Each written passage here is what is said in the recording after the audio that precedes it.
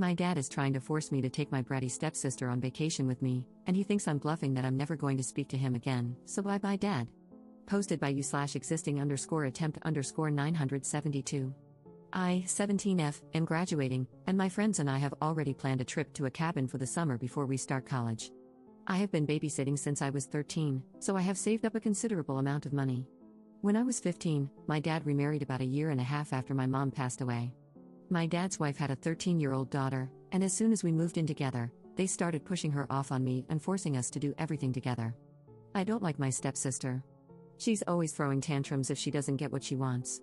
She's spoiled to the point that, at my 16th birthday, she got her own special cake so she wouldn't feel left out.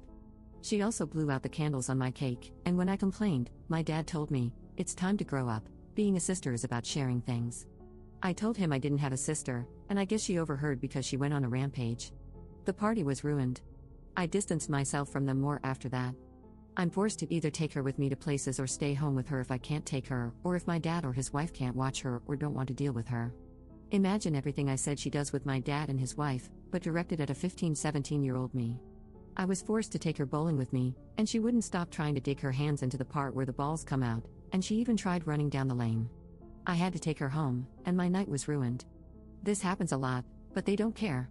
I tried to keep this trip a secret from her, but when I was in my room on the phone talking about it over pizza and music, I found out she had snuck in, hid in the closet, and was eavesdropping. She burst out asking if she could come, and I told her no and to get out. She started stomping her feet and ran out. My friends begged me not to invite her. My dad called me downstairs and asked if she could go because she could use a vacation, and I told him I'm not taking her. They can take her on a vacation, but I'm not watching her for almost 3 weeks alone. My dad's wife called me selfish and said that since my dad was paying for a portion of the trip, if Lily doesn't go, then I don't get to go. I told her she doesn't get a say in any of this, she's not my mom, and to stop forcing her child on me when she's the one who created what Lily is. Lily started yelling at me about not being a good big sister and not wanting to spend time with her. I snapped and told her I don't. She ran away crying, and my dad said he won't pay for the rest of my trip if I don't take her. So I told him that if he does that, I will not be talking to him anymore, nor will I forgive him for it. He said I was being dramatic and that she isn't that bad. So, I grabbed a bag and went to my aunt's house, my mom's sister, and told her what happened. She said she would cover what he took away, and when I go to college, I can stay with her. I told my dad what I was doing, and he blew up at me, saying I was being a brat and that they're my family now, not my aunt. As far as I know, she doesn't have any disabilities. She's been to doctors and therapy. She's just insanely spoiled, and that's how she's always gotten her way when told no. The first time I met her, everyone agreed on Mexican except her, and she was yelling in the car for 10 minutes before she calmed down after her mom appeased her. Then she went back to texting on her phone. If she does have a disability, that would explain why she acts that way, and I can accept that she can't help it, but I still shouldn't be forced to watch her 24/7. Update 6 months later. I know a lot of people wanted an update to my last post. I can't post a link, but you can go to my profile to see it. The trip happened, and I did not end up taking her, just like I said I wouldn't. From the time I posted that until I left, the household was very tense and awkward. I wasn't speaking to any of them. The only person I had to confide in was my aunt, and I'm so grateful for her. My dad still thought I was going to bring her on the trip, and I kept telling him that I wasn't watching her and she wasn't coming with me. The morning of the trip, we left at around 6, and by the time he called me, I was already about 5 hours away, so he couldn't do anything. When I got back, there was a lot of yelling and crying from me, my dad, and his wife. She said I left them in a tough position and they had to stay home because they couldn't find anyone to watch Lily. My dad and I had a serious talk for hours, and he agreed that maybe we need to separate to work on our relationship, which hurt me because I would have liked him to say I could stay in my own home while we worked on it. But I ended up going to my aunt's house with no issues.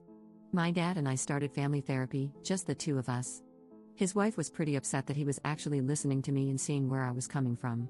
Just when we were making progress and building a better relationship, I came over for dinner, and my dad asked if we could integrate his wife and Lily into therapy. I told him I had no interest in having a relationship with them. She called me a selfish CNT and said I needed to be grateful that she let me stay with them after she moved in. I waited for my dad to correct her, but he stayed silent, so I left and haven't talked to him in almost a month. He keeps showing me that he won't be on my side. To wrap things up, the cabin trip was so much fun. I've never felt so free from a burden. The trip was in June, and we ended up staying for almost a month because we extended it. While I was packing for school, my dad came to visit, but his wife called, and he had to lie about where he was because she doesn't want him to see me. So I told him we don't need to have contact right now or continue therapy since it's clear which part of his family he cares about more. I don't know what's going to happen with my dad, and right now, I don't care. I'm focused on school and studying to become a nurse. I don't want any negativity to ruin this experience, but I'd be lying if I said it doesn't hurt not to have a parent to share this with. My aunt says she's my surrogate mom and that I can share all my worries and successes with her. I am currently in my first week of college, and the amount of freedom I feel here is so new. I'm a little overwhelmed, but I've joined an honors club and a creative writing/book club, and the friends I've made are amazing.